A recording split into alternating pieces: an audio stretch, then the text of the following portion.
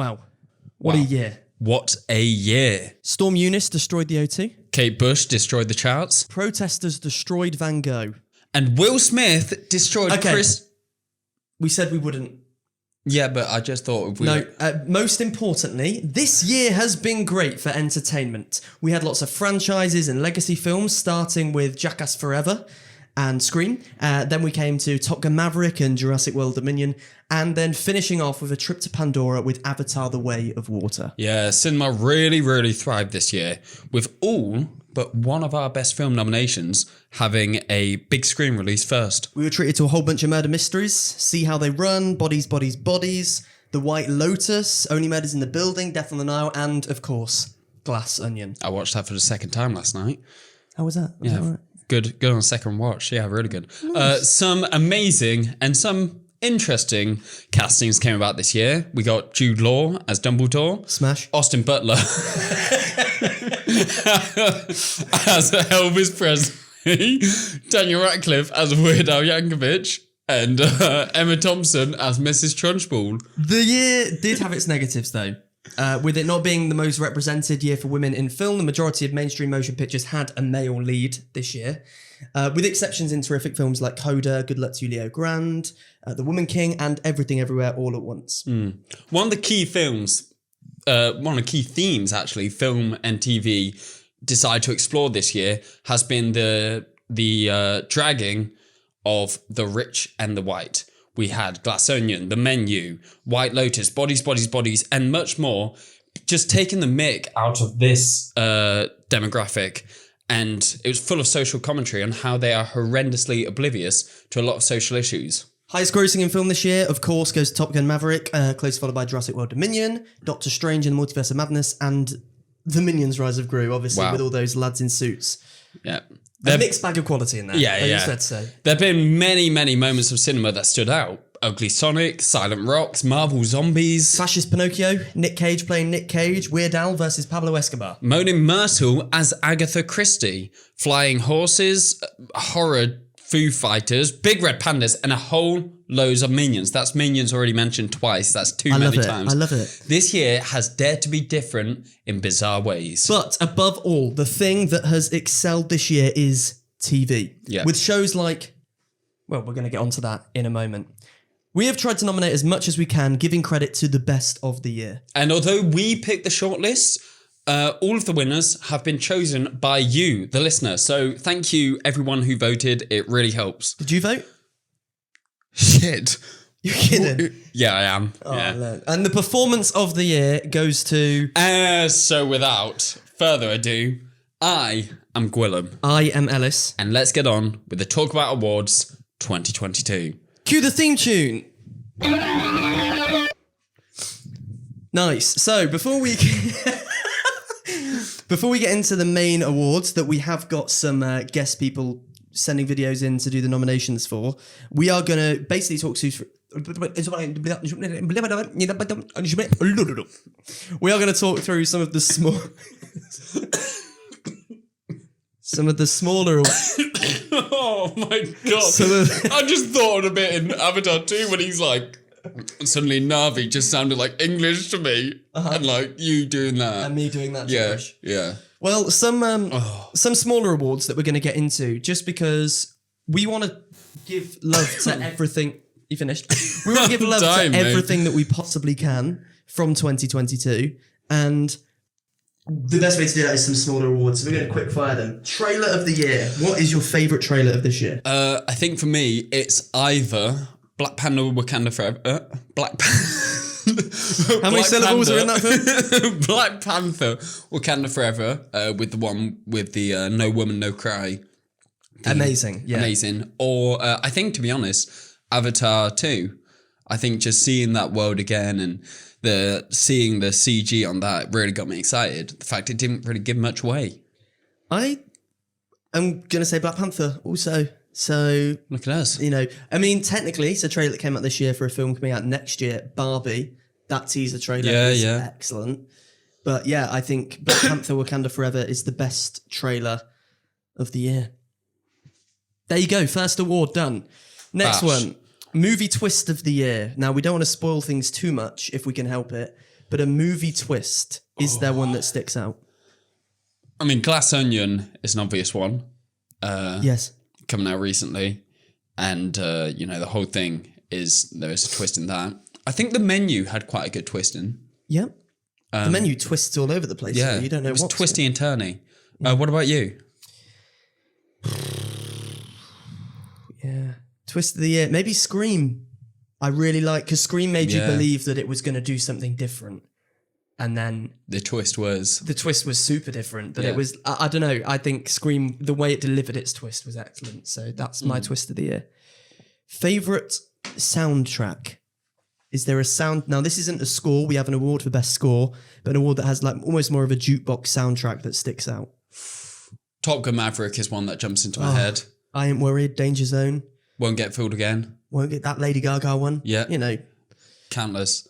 I always find when I'm put on the spot, suddenly every single soundtrack goes from my head. Yeah. I mean, again, Glass Onion has some great ones. Mona Lisa. Glass Onion, Take Me Home. And also the score for that is very good as well. There's only one soundtrack that can get the award for me, and it's Minions: The Rise of Gru. And there's no irony to that. There's been some great soundtracks this year, but the Minions: Rise of Gru soundtrack, they managed to pull some of the biggest names in music now and in the past, from Diana Ross to Thundercat. And genuinely, it's a class soundtrack. So Minions is unbelievably my answer. I can't believe we've mentioned 3 times. We've mentioned Minions 3 times in this award show, and we've been recording for about 5 minutes. And we've not mentioned a lot of films. Yeah, good. I was going to say Everything Everywhere All at Once, but we had referenced that. Standout shot. I was like this for ages then. I was like, standout shot. Yeah. Buffering. I think in... I guess it's lots of shots, but in Everything Everywhere All at Once, when it's Michelle Yeoh going through all of the multiverses and it's her face just going... And you see all of it. I think that was just outstanding, and the fact that wasn't put forward for, like hair and makeup and visual effects is a bit silly, but that's true actually. Yeah. What, in our awards? No, in the Oscars. Well, it wasn't even put forward. No, I think it only got 2 nominations or 2 shortlisted or something like that. Jesus. Okay. Standout shot. Say it one more time. Standout shot. That's what I've asked you for, and now I haven't got anything in my head. There's the one of the Batman upside down. Yeah, that's a class one. Bloody yes. There's the one of Belfast with Judi Dench behind the door, right near the end. That's the one. That's the shot that made me cry. Is it the one where she does that bit of a monologue? Yeah. I was like, oh Jesus, like that. So that's probably I'd say Belfast. Next up is TV moment. There's so many. I think I'd probably, to be honest, that last bit in House of the Dragon, when 2 dragons decide to meet up and it doesn't go too well. That's a big one. It's a good one. Honestly, a late edition. It's not nominated for anything because I didn't watch it until like last week. But there's a scene in The White Lotus involving Jennifer Coolidge, and it is just a TV moment that is going to stay with me for a very long time. I've changed my answer just because it's been in my head rent free. Talk to me. When Soldier Boy calls Homelander, which we don't agree. We don't with. condone using that in a derogatory sense, but I just think like no one has spoken to Homelander like that. No, and it's such you a see turn. Homelander's face, like, wait, what? You just called me what? Yeah, that's such a turn. Nice. I remember you mentioning that when it first came out. So it's a good one. Ensemble film cast. I'll go first on this one. The Woman King. I was gonna say The Woman King. I mean, when that came out, we were like, every single person in this is absolutely brilliant. I'll change my answer then. Go on. And go for Glass Onion. Yeah, it's a good answer. Yeah, but I think Woman King is. We started off like joining together to pick one, trailer of the year, movie twist, and then we're like, I'm not going to have the same as you. I'm going to pick my own. Yeah. And you've gone with Glass Onion. Woman King, a great cast. Yeah. But Guillermo del Toro's Pinocchio, that has some of some amazing voice casts that just voice performances. So that's a good one as well. I think I want Ewan McGregor just to talk to me to sleep every night. All the time. Yeah. So someone said about Jennifer Coolidge that they want her to play everything in everything. Everything, everywhere, all at once. Yeah, she wanted imagine every casting, but with Jennifer Coolidge, which I can back. Hear me out. Apart from one person, is always Don Cheadle. This sounds like a familiar conversation. Yeah.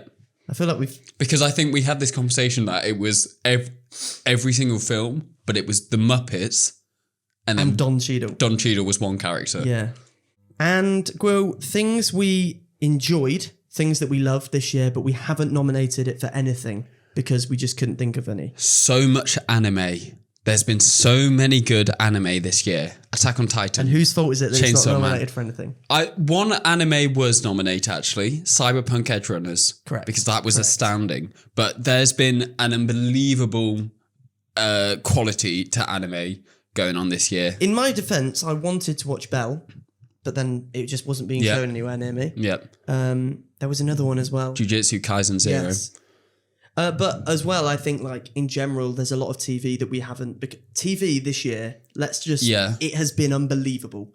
It's honestly been one of the best years of TV for 5 years. For primarily a film fan, I'm not as big on TV. I've absolutely loved so much The Bear, The White Lotus, Rings of Power, Severance, Only Murders in the Building. There's been so much that I've loved. It's been like it's gotten me back into sitting on a sofa in the evening and watching something, and then next week watching the next episode. Like, it's been so long because Netflix usually does. I mean, Better Call Saul as well. Netflix usually does Better Call Saul. Binge And Stranger Things. It's so good. TV this year has been unbelievable. Absolutely brilliant. But things we enjoyed but didn't give a nomination. Bullet Train. What a film! Like so Great much fun. So much fun. So that is a shame. And Chippendale Rescue Rangers. What an excellent film. Like so much fun. I think that's the bit is, there's so many films that are just fun to go to and they're just harmless. You go, you enjoy it, you have a good time. And sometimes that's all films need to be. And I love that. Yeah. But then White Noise is in my top 5 of the year of films. So the fact that's not nominated because it was just so late in the game getting released, so no one would have been able to vote for it because no one would have seen it. I watched it this morning. And you enjoyed it? I did. I think I'd give it a 4-star. Yeah. But I also think I need to stay on it because it could turn into a 5-star the more I think about it. That's exciting. Yeah. Right, so as we said, you guys have voted for everything. Thank you for your votes. From this point on, the vote's yours, apart from we have a choice award each, which is something that we just think from this year we need to give a bit of credit to. So last year you went for Arcane, yes. And it was going to be Bo Burnham, but I had to. And did I go for Bo Burnham? No, you went for. I don't remember what I went for. So it can't have been that good. Wow. I only remember you went for Roger Deakins the year before. Yeah. Well, I went for something. Wow. I did something. Christ. Anyway, so we'll have choice awards. The rest of them have been voted for you. We have some people reading the awards. Sometimes it will just be us. But first award we're going to go to is for Best TV Series, which, please welcome, reading the nominations for Best TV Series, Andy Sharpe. Hello, it's me, Daryl Hughes. Just kidding, it's me, fan favourite of the podcast, Andy Sharpe, famous for the Scorsese episode, one of the most popular ones to date, here to announce the nominees for Best TV Series, according to Talkabout, the podcast. Better Call Saul, Season 6, Stranger Things 4, The Boys, Season 3, Severance, Only Murders in the Building, Season 2, Cyberpunk Edge Runners, House of the Dragon, Season 1. Now, why does that get a Season 1 when the other... Oh, whatever. And The Bear, Season 1 / the only season so far. Happy stuff. There we go. Thank you, Andy. He was a lot more concise than I thought it would be. I'll be honest. I thought the video would be like 3 minutes. Yeah, he was good. Right, Best TV Series. Here we go. We've got envelopes and everything. The winner of Best TV Series of 2022 is House of the Dragon. Oh, yes. I'm very, very happy about that. House of the Dragon. Well then, what a show. I mean, to take on an epic like Game of Thrones and do something where you're doing it justice but still doing something completely fresh and completely different, that's where it needs commending. But it had such a challenging thing because it needed to be like as good as how good Game of Thrones was, but also it needed to win people back because of how Game of Thrones ended. Yes. And it managed to do it and managed to get me and a number of other people. Like, I was having conversations about House of Dragon at work. I was having conversations about it at the gym. It was something that was just on everyone's mind and everyone's radar. Yeah. Absolutely. I think House of the Dragon is one of those shows where people want to talk about it with other people in between. Some shows people just want to binge, like Wednesday, for example. I get people are just binging that and then talk about it after. House of the Dragon, people want to speculate what's coming next, what's going to happen with these characters, where we think the story's going to be taken, and that is so exciting. Yeah. As a TV viewer, it's just something really different to have, is to kind of be able to talk in between, because we haven't had that for ages because of lockdown. Things have been releasing differently. You haven't been able to talk to people. So it felt like one of the first back into that rhythm of things. And the entire cast, from the young people playing it like Millie Alcock to obviously Emma Darcy and Olivia Cook, Matt Damon, Paddy Considine. Matt Damon? Matt Smith. Matt Smith plays Damon. Yes. That's how it works. That's how it works. Sure, yeah. My head just completely went then. Damon Smith. Smith plays Matt Murdock. Right. All of those were amazing, and it was brilliant storytelling, how it moved through the time. This was the one I voted for. It was a toss-up. Yeah, it was a toss-up between this and Severance for me, but I just thought this got me talking like no other. I don't remember what I went for. Oh, Better Call Saul. But alas, here we are.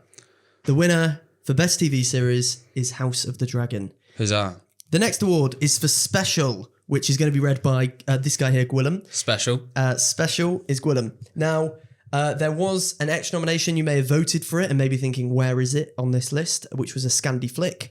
We decided, with things that have been going on with one of the presenters of that show recently, to remove it and nullify it from the nominations to avoid controversy. So these are the nominations without that. We have Jackass 4.5, Murderville, the Christmas special, Who Killed Santa Claus, but also the rest of Murderville. It's just Murderville. How did Murderville come out this year? I know, it's mental. The Inside Outtakes by Bo Burnham. Marvel Studios presents Werewolf by Night. And Shudder's The Lost... The 101. How is that? That's a T, mate. That's a 1. That does look like a T. The 101 scariest moments of all time. And the winner is... They don't have this at the Oscars. Murderville! Starring Will Arnett. That is great. Yes. Talk to me about Murderville. You're going to shake my hand. I didn't make it. Yeah, I'm really happy. Okay, I'm really happy to accept the award today. You just rejected my handshake. I was... Thanks for letting me come up here and talk on behalf of Will Arnett and the cast of Murderville and the crew. It's just an absolute privilege to win this award, and we really hope to make more seasons. We have got another season coming your way. It stars. We've got Donald Glover is doing an episode. Joel McHale. No, they haven't been confirmed. Stop spreading lies. Jimmy Fallon is doing one. Then we've got Ariana Grande. Barack Obama. Barack Obama is doing one. And Boris Johnson. Boris Johnson's also doing one. So enough of the sarcasm. Murderville was great fun, and I loved every part of it. Celebrity guests, the fact that it was a different one each time, really added something new, and it was just brilliant. Like, I love the moments when even Will Arnett is struggling to keep in character. They're the best, when he's got that mustache and he's like hiding behind the mustache. That's when Murderville is at its best, because you're like, this is the whole point of the show is. Yeah. Is them like pretending that it's all real. So yeah, great stuff. Who's your favourite guest? My favourite guest, I guess. I think Conan. I know it was the first episode, but I think Conan was he. It had like what were they eating? They were eating something in one of the earliest scenes, and that scene was brilliant. So I think Conan. What about you? I think Kamal Nanjiani just made me laugh so much. It was good. Right, next we are going to the production award, which the production award is an award given for production. That could be anything that's behind the scenes. So the crew, we could give an award for cinematography and sound and costume, but we'd be here forever. And we are not as up on those sort of things. We're dumb. We're big dummies, and so we just see something and we like it. We group it together. But if I was going to, let's talk costume here. Gwilym has got a lovely grey. Oh, it's textured here. Yeah. It's textured. Charity shop. Really? Yeah. You can't go wrong sometimes with the charity shop. Lovely black trousers on as well, which is probably just below camera level. And some white socks. His hair's looking nice. He's got an earring in here as well. What would you give me? Would I be nominated? I'll tell you what I'd give you, but we'll have to wait till we're off camera. Whereas I would, of course, nominate Ellis for best sound because I just love hearing him talk. You're a cutie. I can't help it. Production award then. The nominations are... That's a bloody long list. I've drawn a short straw here. The Tragedy of Macbeth for cinematography. The Batman for production design. Doctor Strange in the Multiverse of Madness for camera work. Lightyear for animation. Prey for hair and makeup. Nope for sound design. The Woman King for choreography. Black Panther Wakanda Forever for costume. Guillermo del Toro's Pinocchio for animation. Avatar The Way of Water for CGI. And the winner, we never actually explained, we have no idea the contents of these envelopes. Yeah, Becky did this for us. Becky did it. Thank you, Becky. Thank you, Becky. So we have no idea the winners. So our reactions are genuine. Avatar The Way of Water for CGI. Wow, what a list, and not an expected winner, but... Well, again, you know what? I am the average man, because that is what I voted for. Look at you. Look at me going. Predictable bastard. Talk about me and you. We're on the same wavelength. We're like this. Ellis, he's over here. He's out of the circle of trust. That was a funny looking circle. We're like this. What about that? What about that circle? It was out of camera view, I'm sure. But he went like this, but below my his waist. So, I got him. Bringing things back, circa 2018. So, Avatar, The Way of Water, CGI. I can't believe this has won when it's such a recent release. Because usually those newer releases don't get the wins because people haven't seen them yet. But it also could be an element of it being fresh in people's heads. I had problems the first time around seeing this with its CGI. I was like, CGI's not that good. I have since seen it again. Without 3D. I saw it in 2D. And I officially renounce 3D. I will never watch anything in 3D again if I can help it. Apart from Avatar 3. No, I will go in 2D. I will go and watch it in 2D. I will ignore James Cameron. You won't. I will. Because I just was distracted with the 3D. I don't know if you saw. A few times I took my glasses off in the 3D. I just get so fascinated with like what it looks like. You're a child. You are a child. I am a child, yeah. No, I didn't notice because I was watching the film and was engrossed in the film. Yeah. So, but I went to watch it again in 2D and I still 3-starred it, which is controversial, I'm sure. But I listened to the story more. I was engrossed in that more because I wasn't distracted by the 3D. It's not just I was taking my glasses off. It's just in general, I just find it a little bit like it's a gimmick. It is a gimmick. And I don't love that. So I would say that Avatar The Way of Water is better CGI than I perhaps gave it credit for last week. So it's perfectly fine for it to win this award and people have voted for it. I think I voted for... let me just get the... I thought it was phenomenal CG, as I said. I just thought some shots looked absolutely stunning. Oh, I voted for the Batman for production design. Did you? Because, I mean, what they did to Arkham, amazing.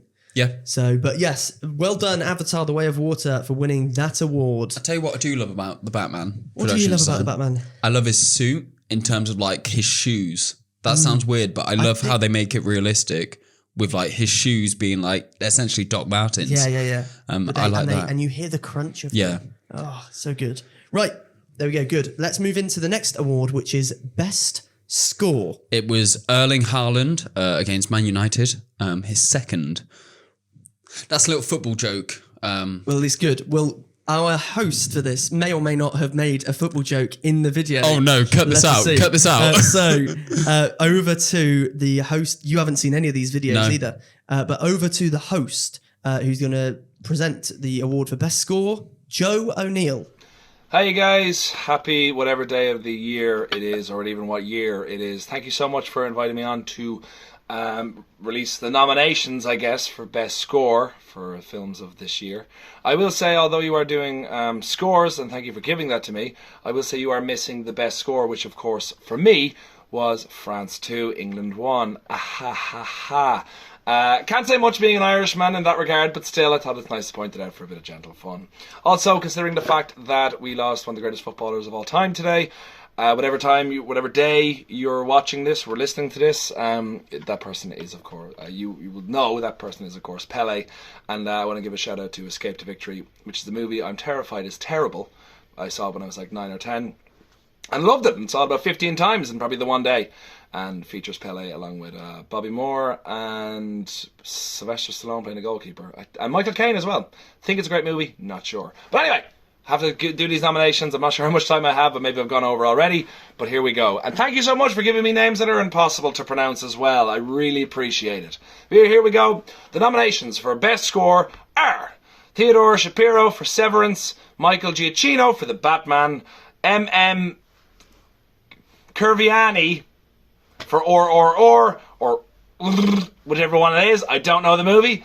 Terence Blanchard for The Woman King, Ludwig Gunnarsson for Black Panther, Wakanda Forever, Gustavo Santaolalla, for The House, slightly more easier to pronounce, Bear McCreary for The Rings of Power, Nicholas Britell for Andor, and Ramin Djawadi for The House of the Dragon. I pretty much got all the names of the films right and TV series, but butchered some names of the actual people who did it. So I'm very sorry about that.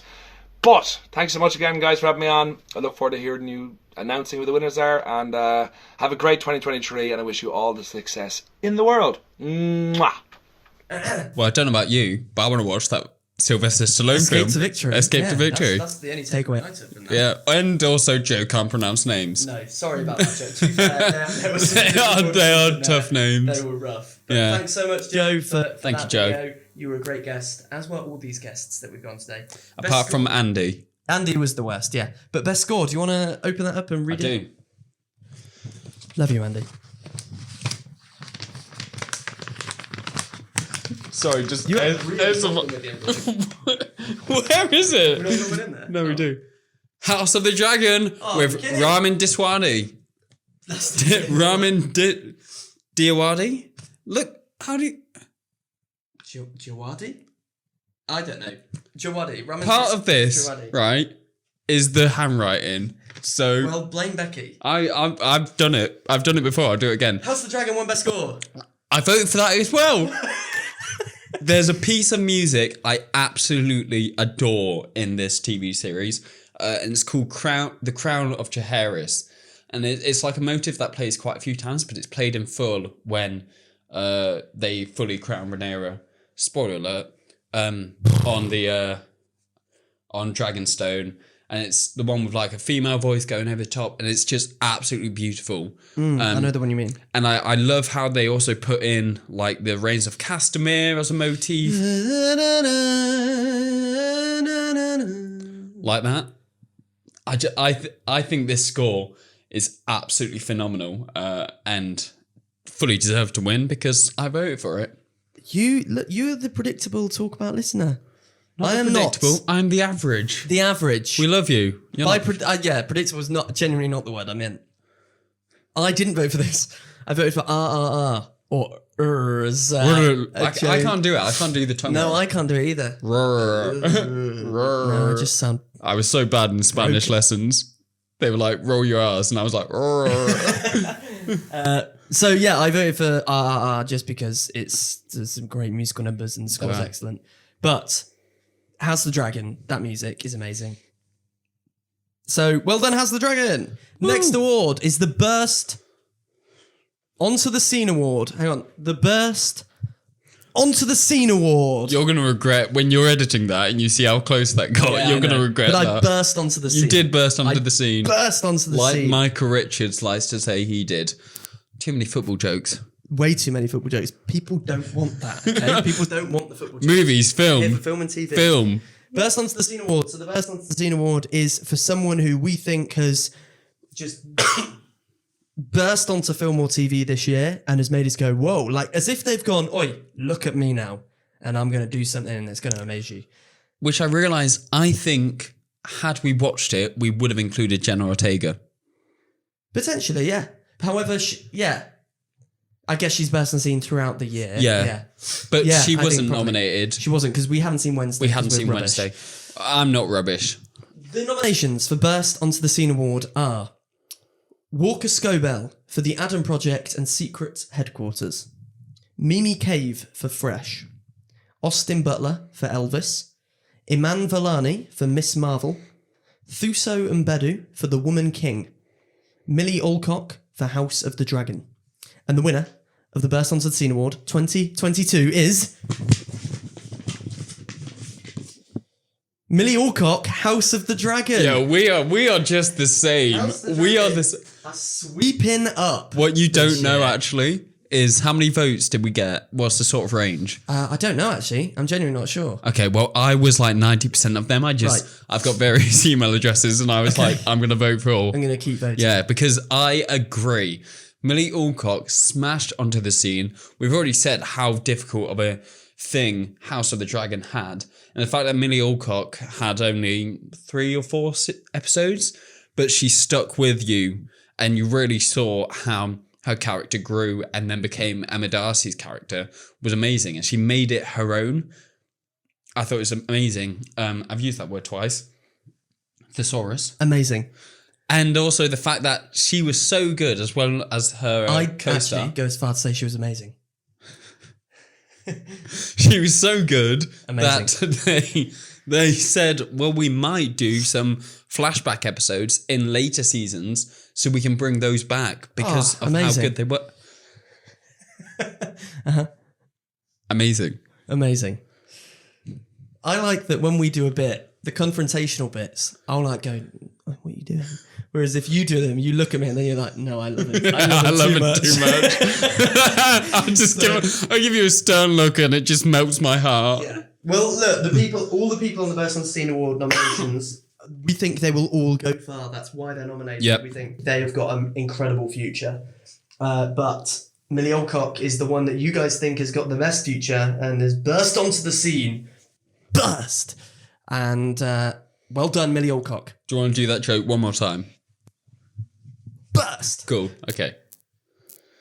The next award is the Cinema Moment, which Cinema Moment is something that we remember sitting in the cinema and it resonating with us, or that we maybe sat at home and we thought, oh, okay, this is amazing.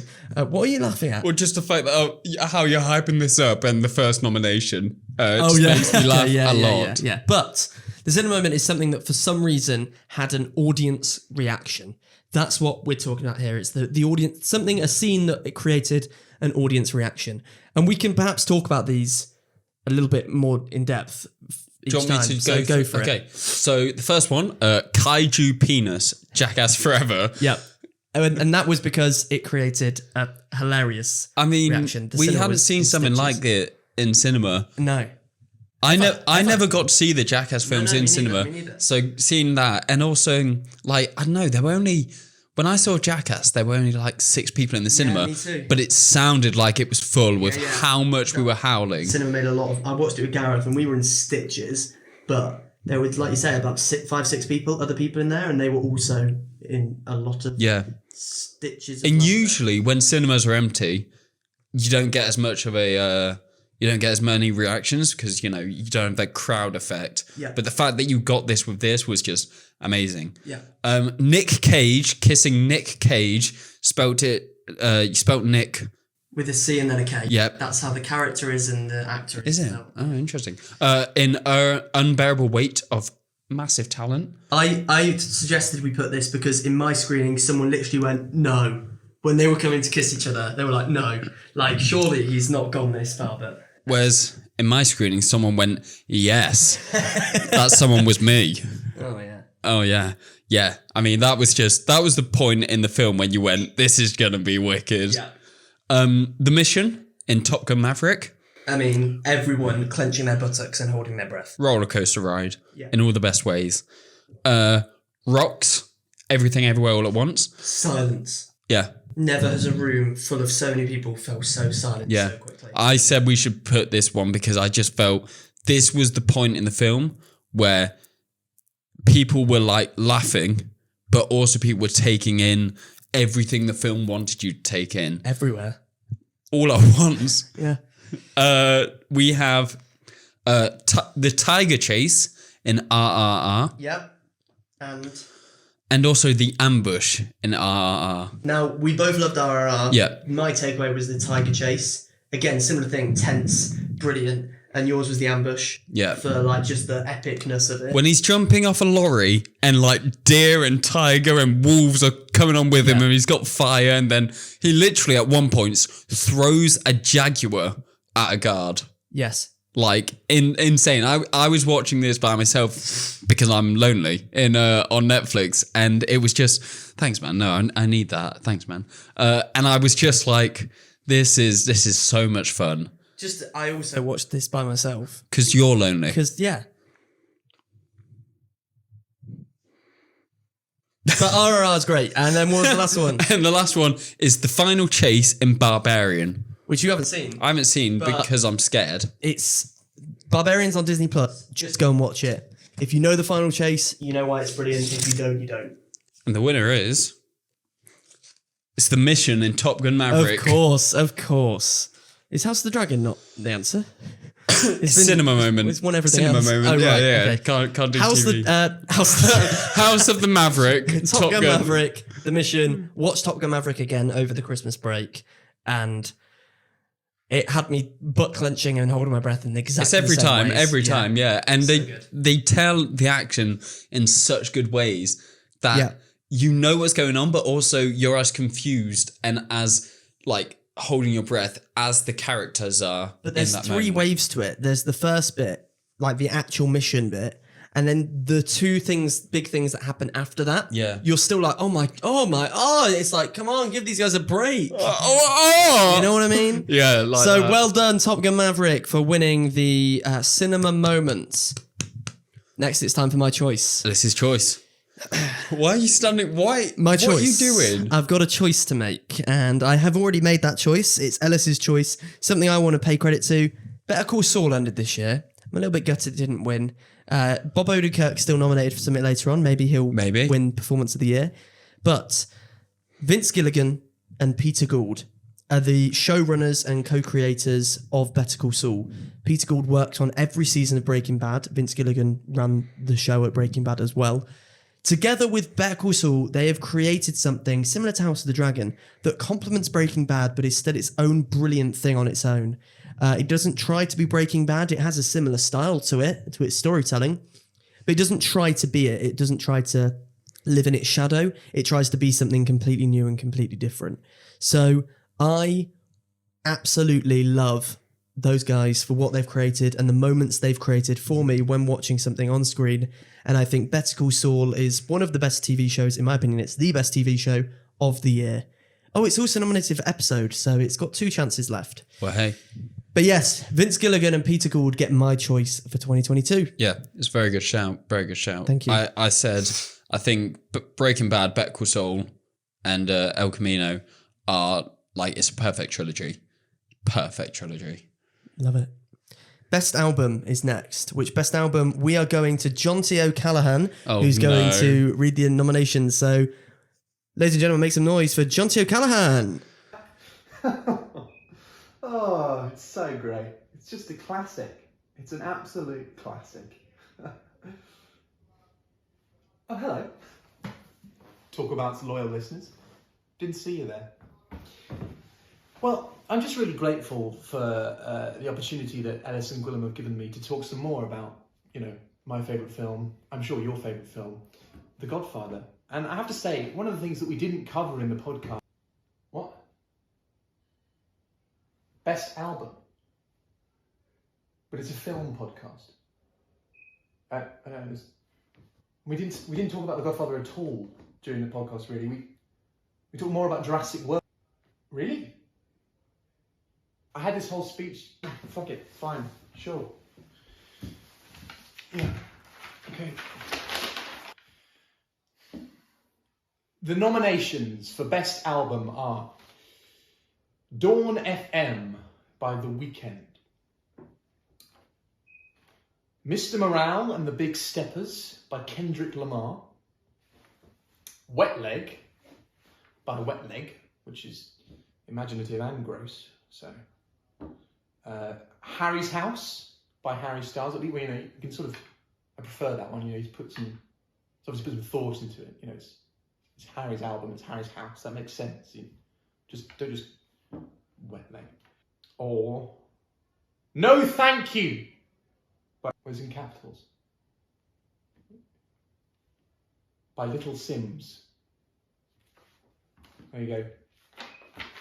Hope you're happy. I brought the book and everything. And also, it might be an error on my part, but Taylor Swift Midnights is also nominated. It was able to vote for. I just want to say, Jonty spoke more about The Godfather then than we did in the episode. Yeah.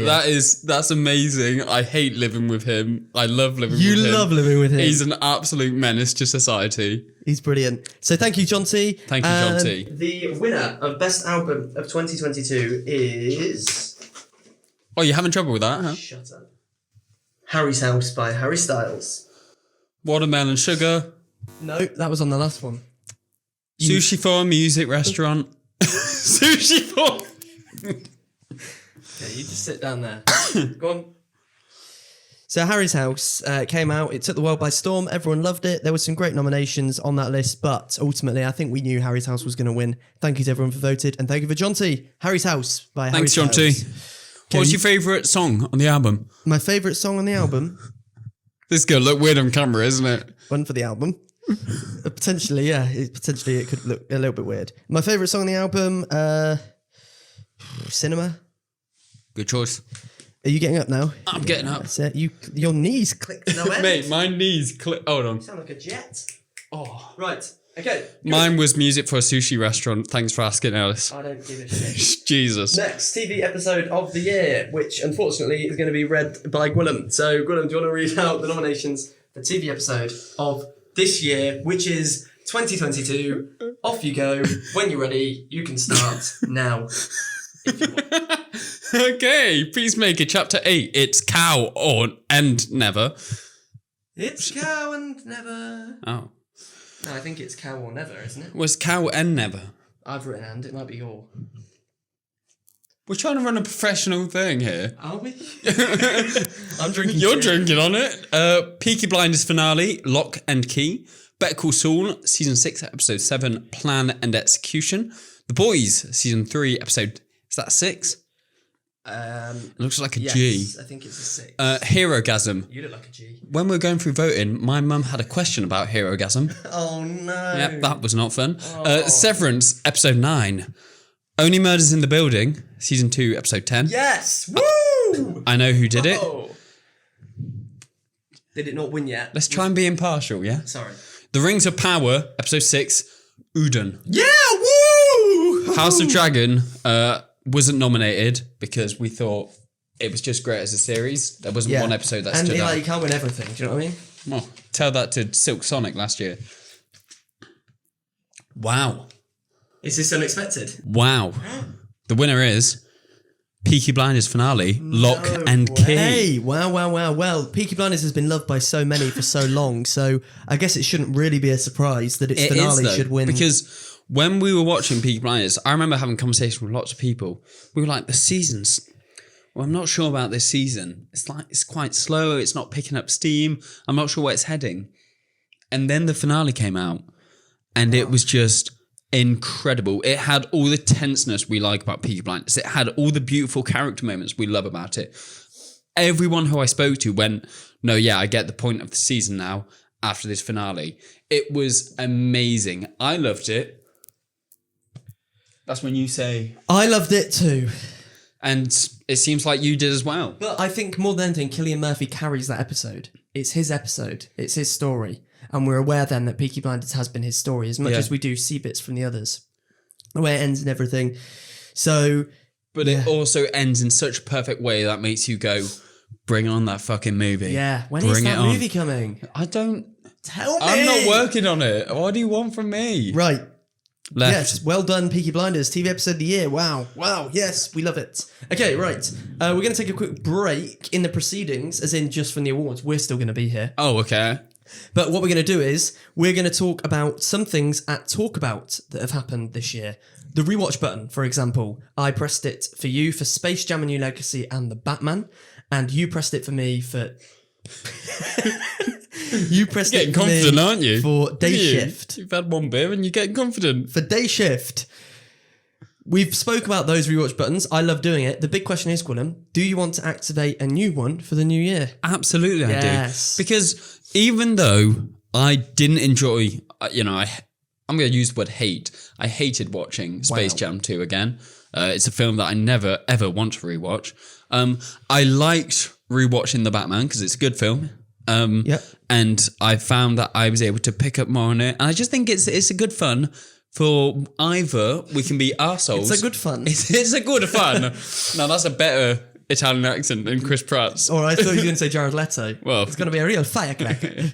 Pick one. And then, but it's good that we can either be dickheads to each other, like I was to you, and you were to me the first time. Yes. Or we can go, I genuinely think you should give this another rewatch. You will enjoy this more when you're watching. And we all want to rewatch films, but this gives us the incentive to go, no, we have to. Yes.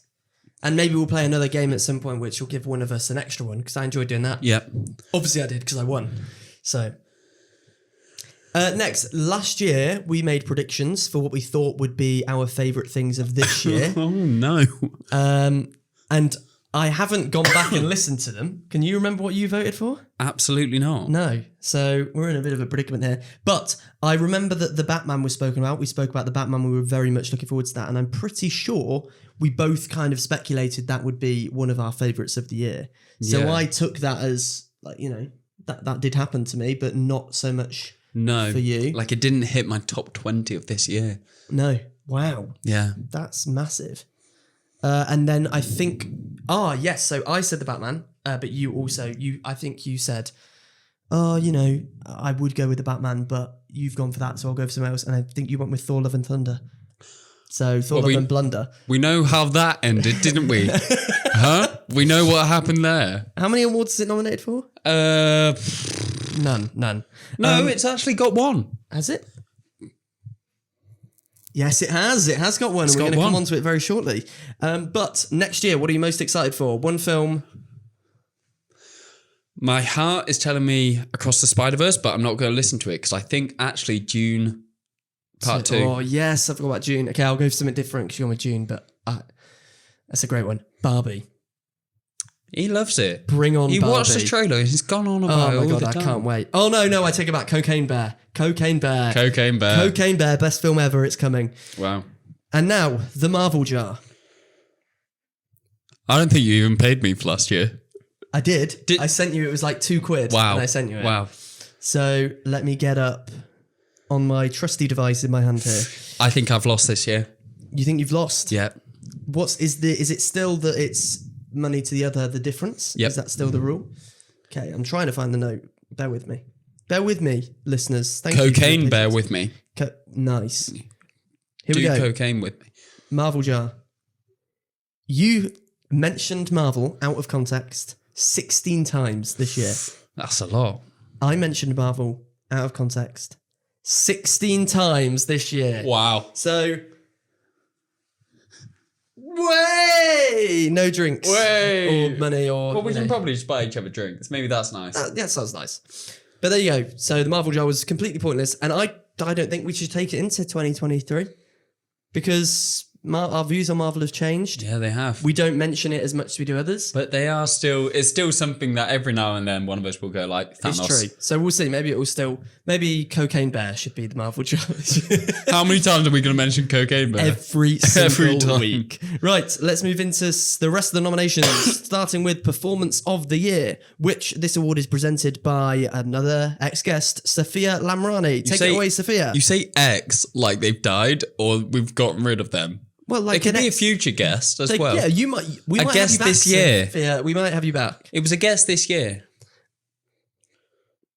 The nominations for Performance of the Year are John Cena in Peacemaker, Anthony Starr in The Boys Season 3, Emma Thompson in Good Luck to You, Leo Grand, Cooper Rife in Cha Cha Real Smooth, Martin Short in Only Murders in the Building Season 2, Bob Odenkirk in Better Call Saul Season 6, Florence Pugh in Don't Worry Darling, Colin Farrell in The Banshees of Inisharan, Paddy Considine in The House of the Dragon, and Daniel Radcliffe in Weird, the Al Yankovic movie. Okay, thank you very much, Saf. The winner of Performance of the Year. I have no idea with this one. This could go a variety of ways. Yeah, that's how everyone's gone.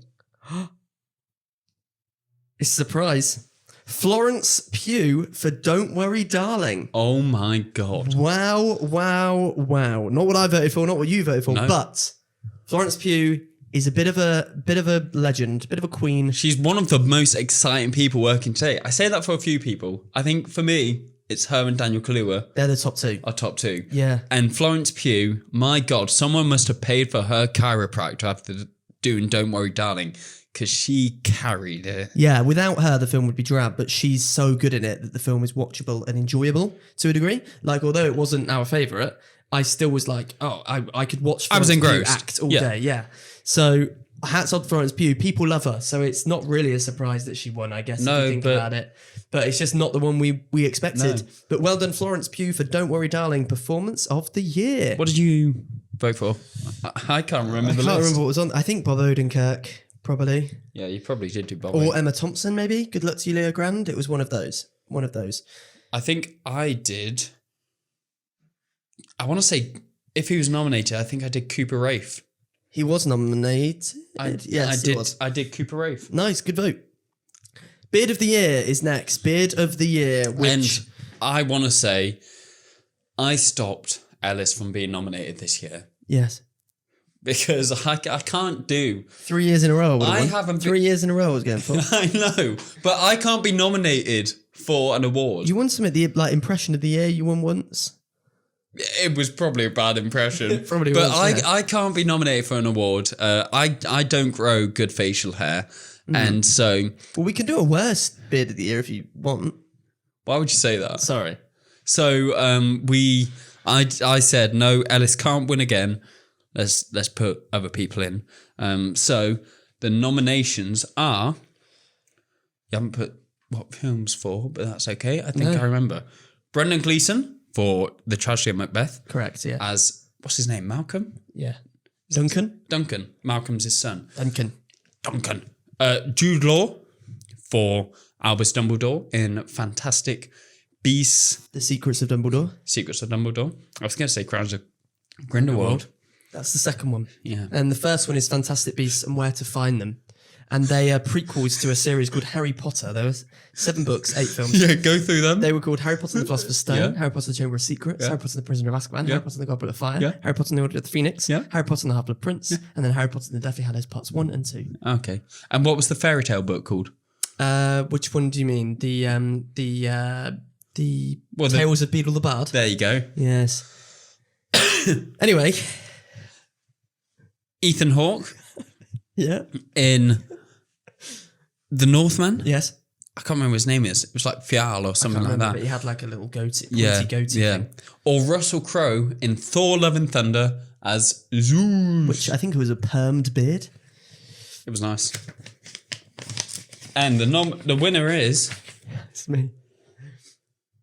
Ethan Hawke. What?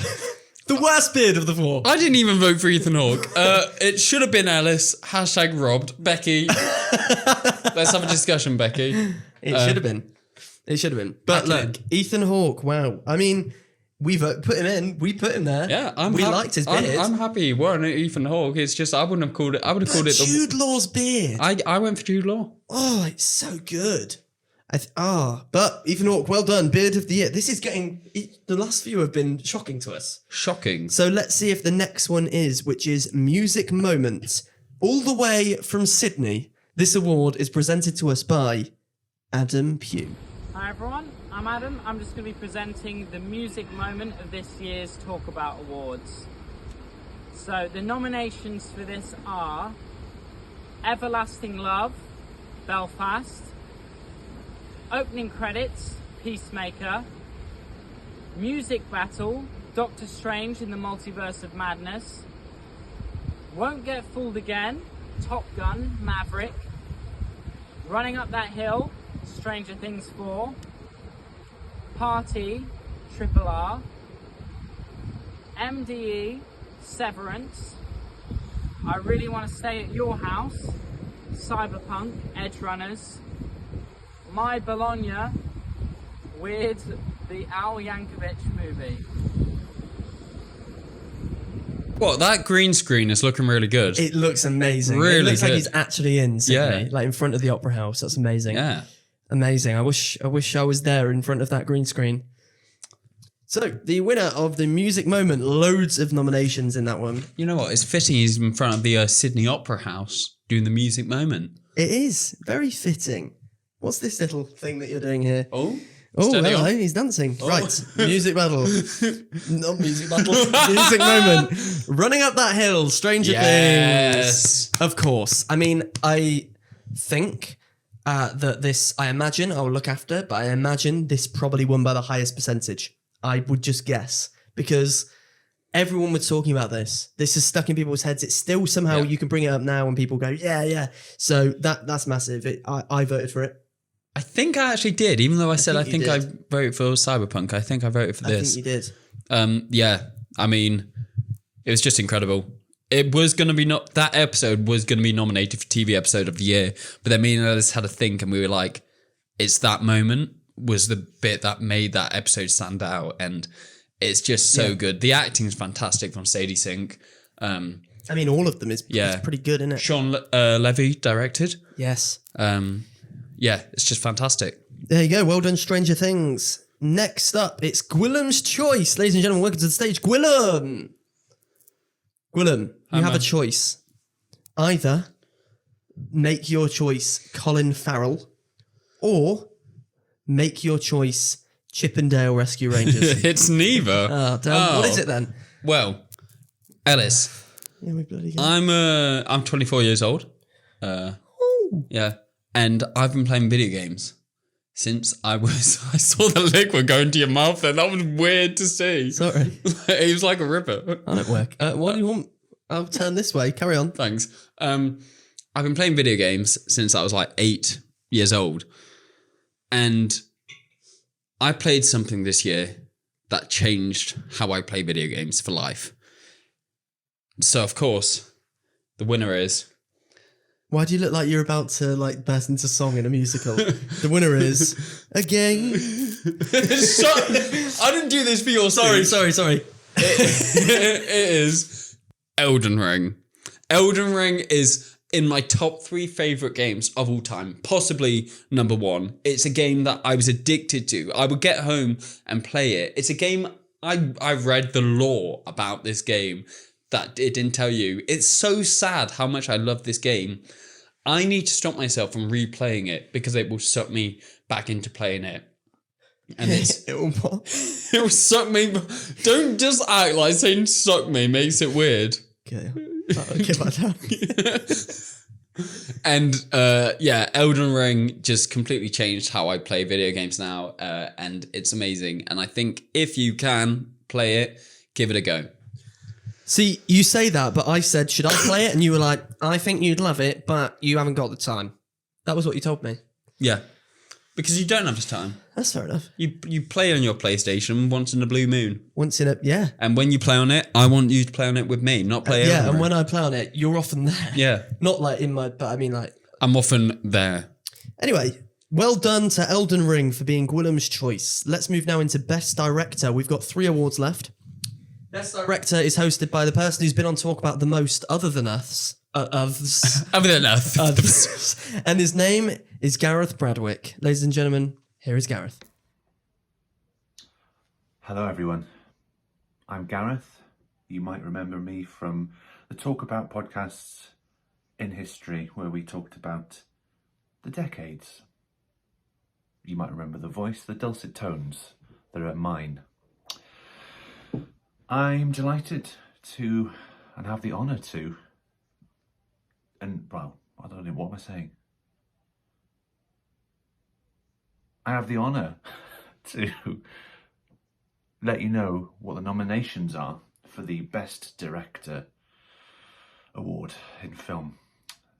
The nominations are Matt Reeves, The Batman; Sam Raimi, Doctor Strange in the Multiverse of Madness; Daniels, Everything Everywhere All at Once; Jordan Peele for Nope; Helena Rain for Bodies, Bodies, Bodies; Martin McDonagh, The Banshees of Inisherin; Rian Johnson for Glass Onion; and Guillermo del Toro for Pinocchio.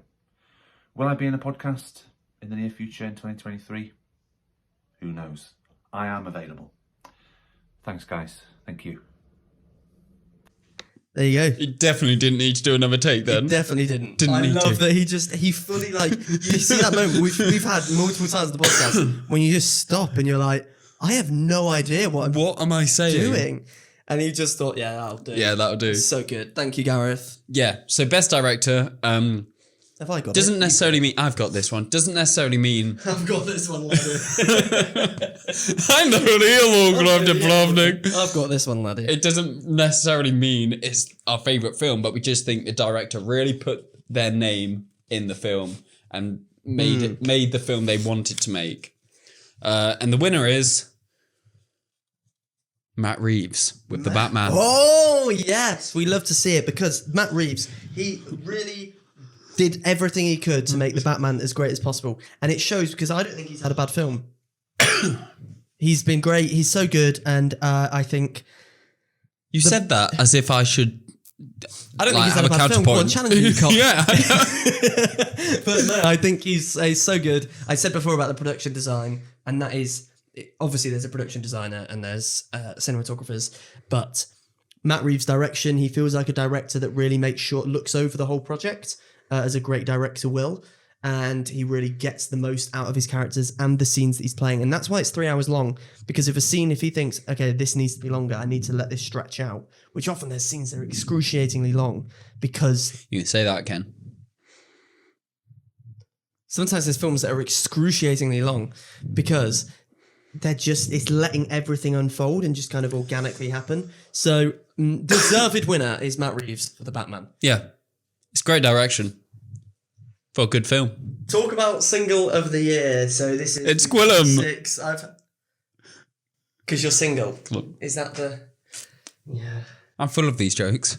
Talk about single of the year. Which, when I look at the nominations, I think... Christ. What a rogue list of songs, really. But we picked them. So Yeah. there's no... But I think there'll be a lot of disagreement. But here we are. You have a choice of these. Bleachers by Templove. Lavender Haze by Taylor Swift. Body Paint by Arctic Monkeys. The Heart Part 5 by Kendrick Lamar. Turn Me Around by Strutter.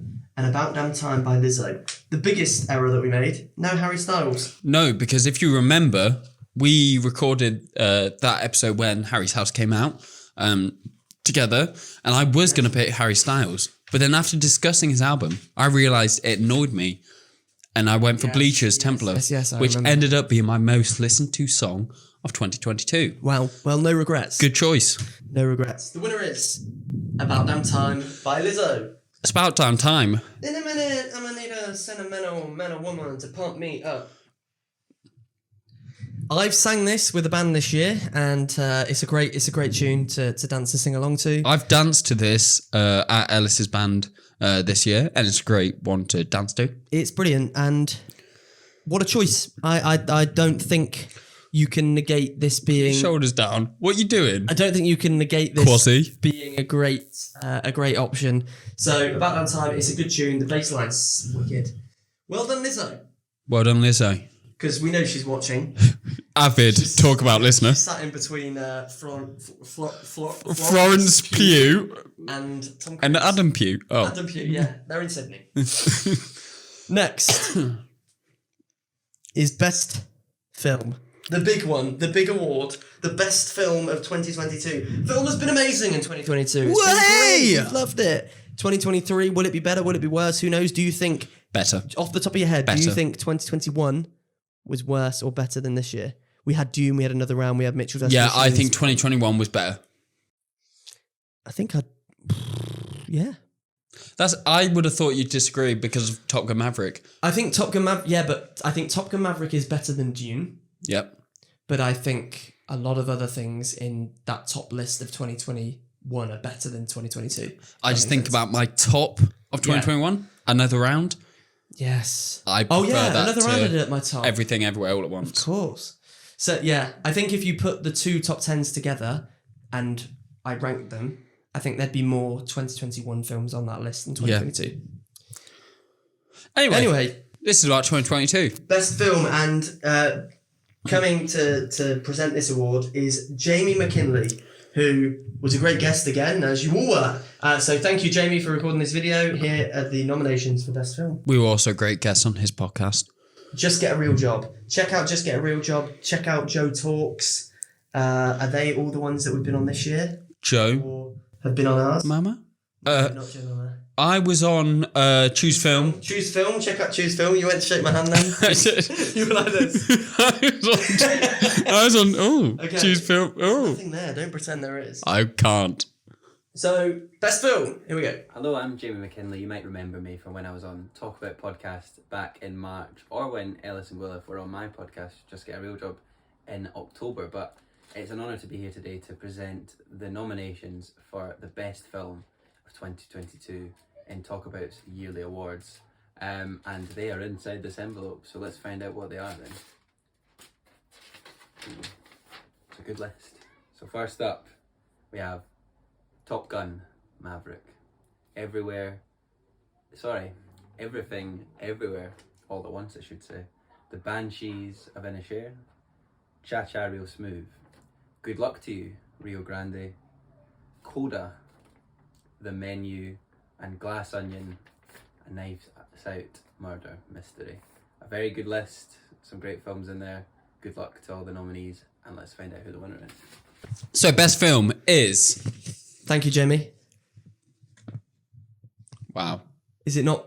Wow.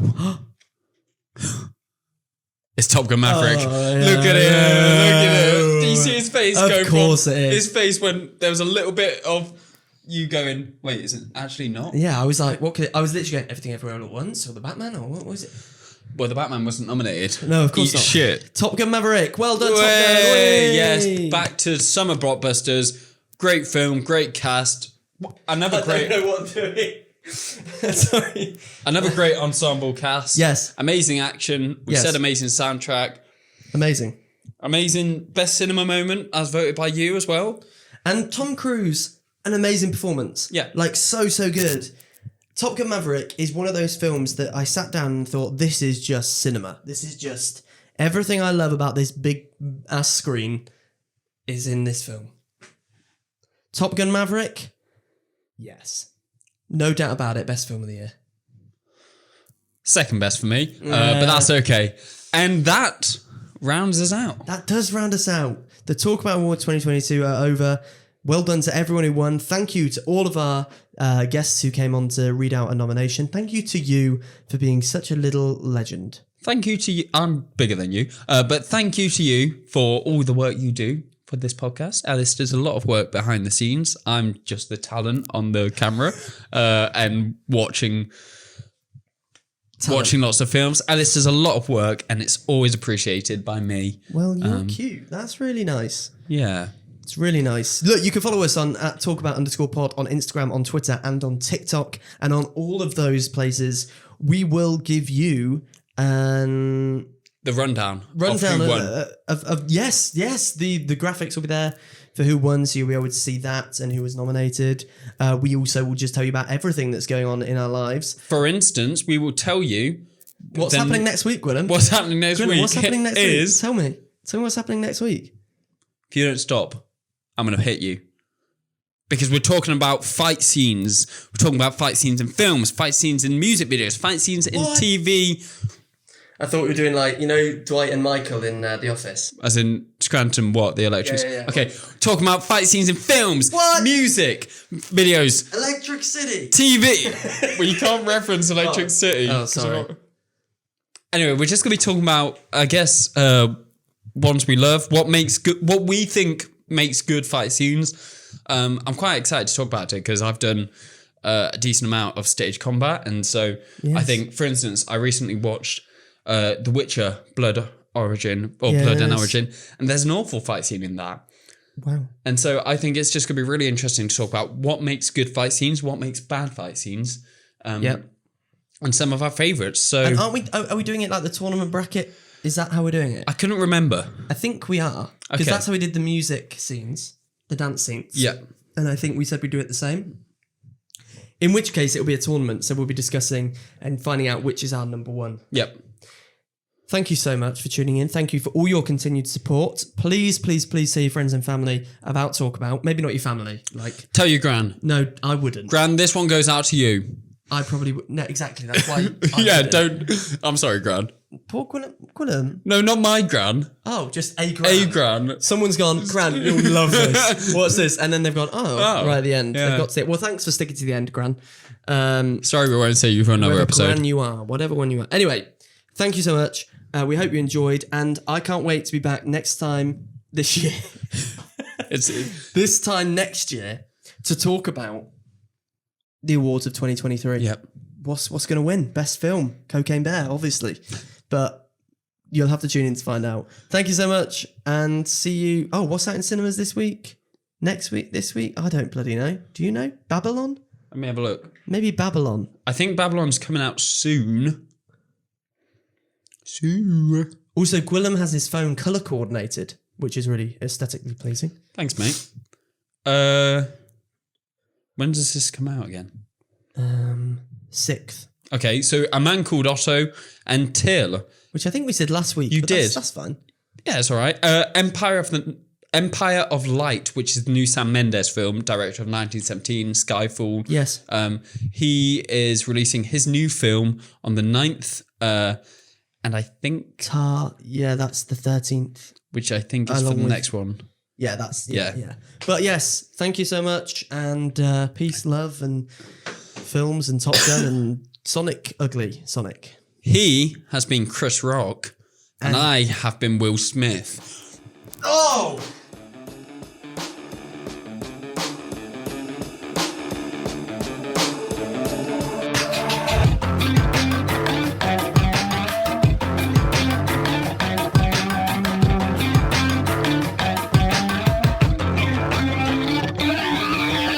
Best night in television. Well, I was going to say that was how we're going to end it. Yeah, but then Chris Rock says best night in television. Best night in podcast vision.